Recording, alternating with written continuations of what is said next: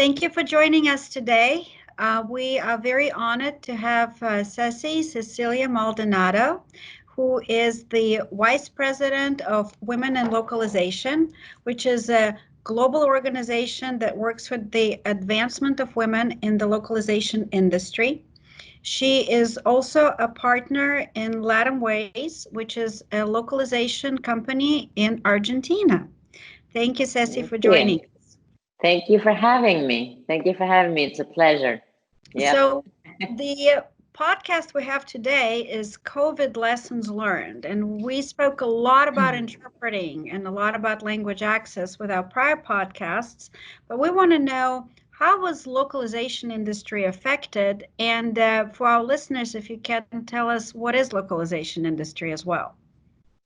Well, the localization industry is this sector that works with communications and how to tailor those messages to reach a global audience, wherever that is.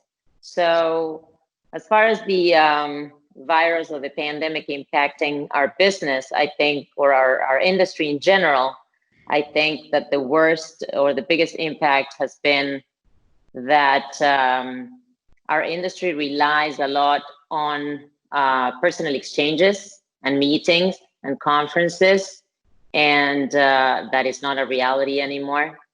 And the second largest impact has been on how we had to sort of readapt our operating models. So many of the companies that had established operating models for years and years now had to sort of rethink that they were the way that they were going to start operating. And it has been a great challenge for many companies around the world. Yep. So what has been some of the processes or changes that you brought in within your company and you have seen other companies brought in? Because you work with your role in Women in Localization, you work with professionals both on the client side and on the language provider side. What are some of the things that you have seen? Well, with me, because I'm located in Argentina, I'm used to the virtual world. So I think that our industry has been one of the industries that has been, that had a not the worst of the impacts around the world with when compared to other industries, just because we're used to working with people all around the world. So the virtual world is also part of our industry, right? So there are some things that for me has seen no change, like my meetings with Women in Localization. They have always been remote, so I'm good. We have long strategy sessions, and they are always remote. And I think that for many companies around the world, they also used to have employees all around the world, because the good thing about the remote is that you can have talent anywhere, wherever you need it, without the need to have them all in the same office. For us, we have an office where we all go to work every day, and the remote work was a benefit for some, every once in a while, and now it has become a reality. So we did have to adapt in the sense of technology, providing the technology for our staff so that they can go and do homework, or remote work from home. Making sure that our security in relation to technology is there as well. And when you're used to the office environment, you're used to having spontaneous meetings to deal with certain things. If you have a new client approaching you, you just like walk into the conference room and you have a meeting on site. Now everything is more planned, let's say. Otherwise, the instantaneous communication drives everybody crazy. And I think that that's a reality of the new virtual world. The same that happened before with the social media and your phones is now happening with conferences. Can we jump in a call right now? So I think that it's, in order to have a more structure and order with your employees and better and improve communication, you need to also take that to your meetings and leadership skills. So you have to improve your communication with your staff. You have to improve the channels of communication with your staff, so that they don't end up working 24/7, because that's, you know, that's a big thing with this new reality of virtual.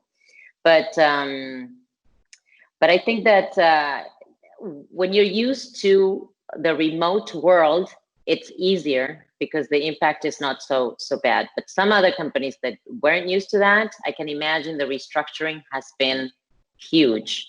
And this also proves, I think, that those companies that are smaller in structure maybe had not such a strong impact either, because they tend to be more agile in the sense of their, you know, processes and everything. So that we're going to see that in a few months, maybe, how, you know, the pandemic has really impacted some of the businesses around the world, depending on their structure. We haven't seen any numbers yet, but this is a pretty much remote world already. So unless you're really not organized, or you don't have your numbers set right, or you don't have a good, you know, backup in terms of cash and things like that, that could be an issue. Yeah. So in this remote world, we still had a huge impact because some of the clients or organizations pretty much lost budgets overnight. And others have had the opposite situation. So what have you seen, again, for the industry? What's going on? What do you see the long impact is? I've seen some of my colleagues lose 50% of their business overnight. And I've seen companies like mine not losing any business at all. So I think that depends on the verticals or the industries that you're serving. And it depends on what kind of relationships you have with those clients, or if you serve an end client only. We work with a lot of MLVs around the world. So suddenly I think that, and one of my business partners was just telling me that we have 11 new clients in the last 3 months.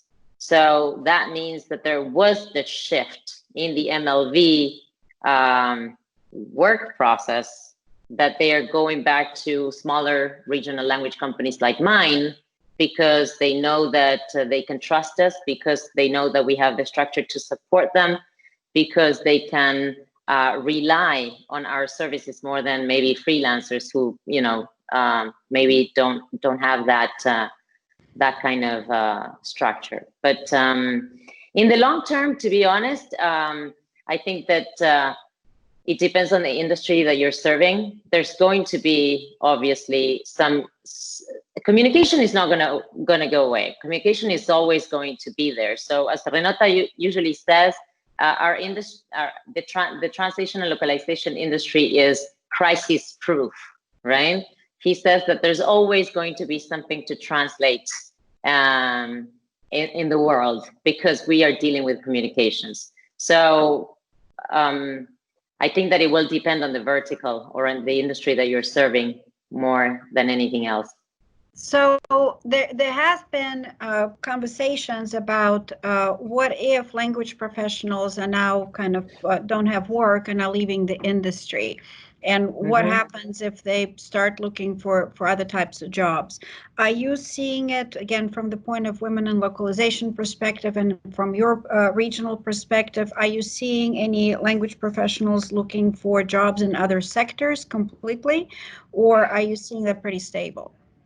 Not really. With if we're talking about translators in particular, no, they're still in the industry. If you're talking about all the other leaders that work in the industry, having different positions, many of the women in localization members have been laid off during the last 2 months, and we are using the organization to connect them to prospects and probably new positions around, you know, mainly in the US, so that they can reconnect and stay in the industry. But it is, you know, it wouldn't be a surprise that if they have something in a different industry, they just leave our industry completely, for sure. Yeah, these are times of a lot of instability. So it's, you know, I wouldn't be surprised.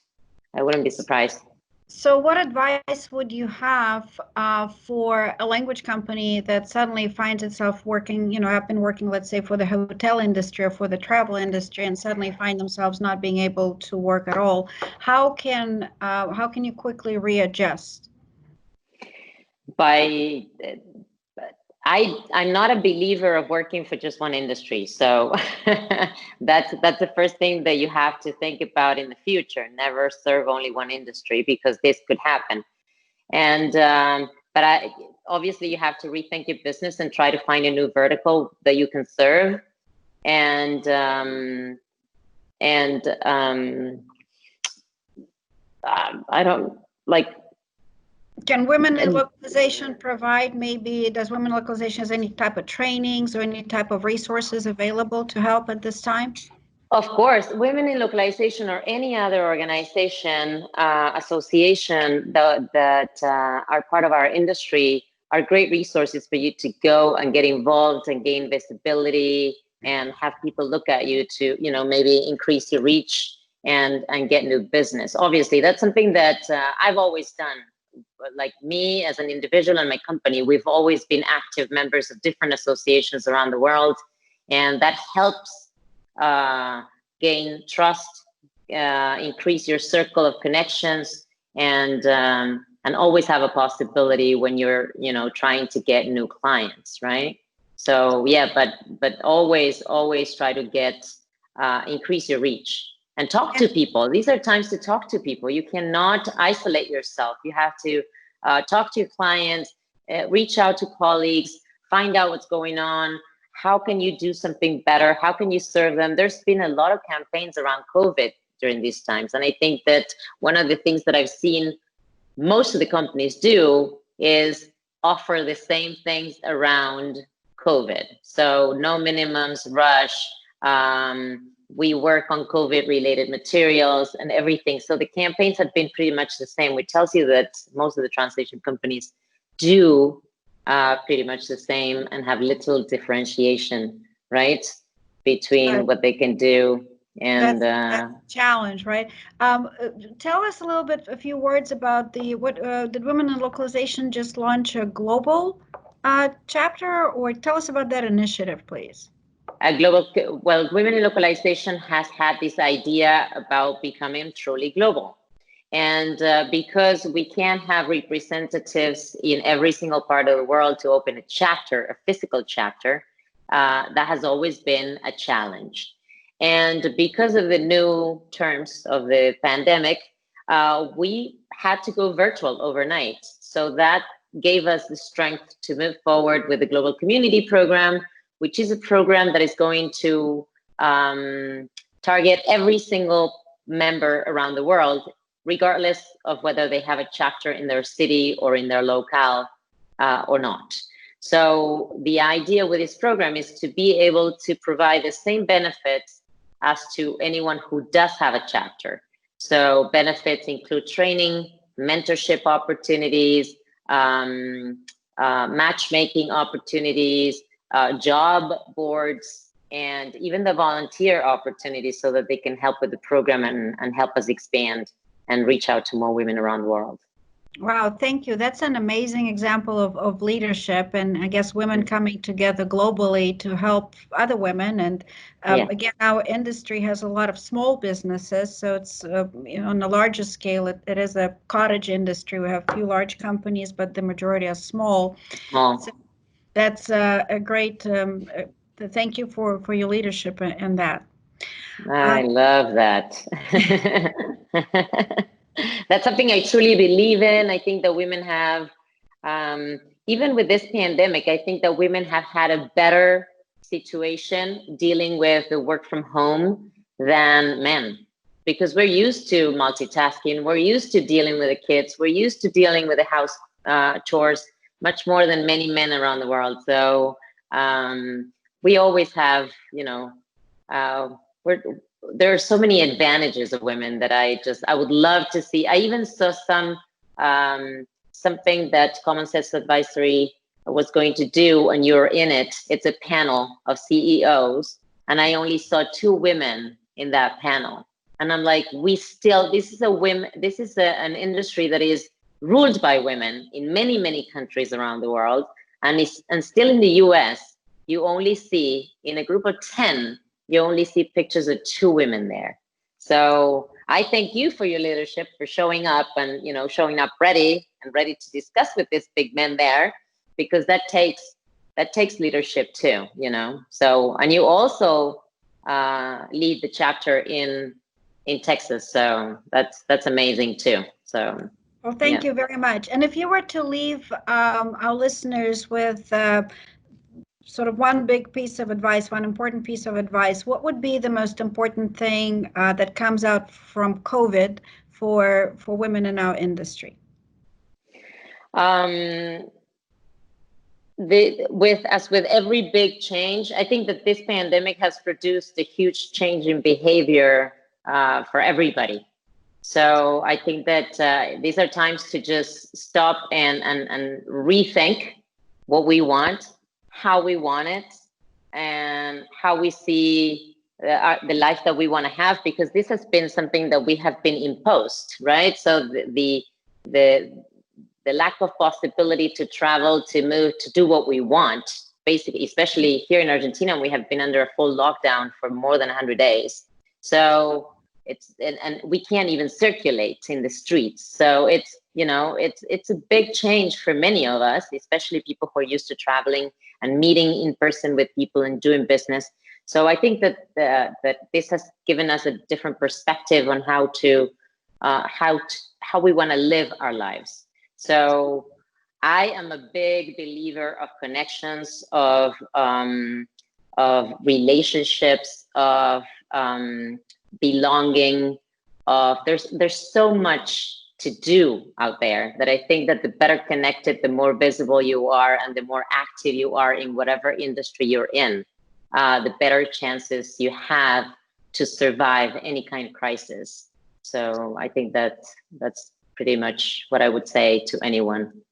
Yeah. Stay connected, right? Stay connected, be engaged, be part of the world. Don't isolate yourself. Be visible, be out there, and show up ready and be ready to do things. Life is great. So there's so many things to do. It's amazing. Thank you so much. And thank you for your time today. Appreciate you sharing your wisdom and your experience. Thank you. Thank you for having me. It's been a pleasure.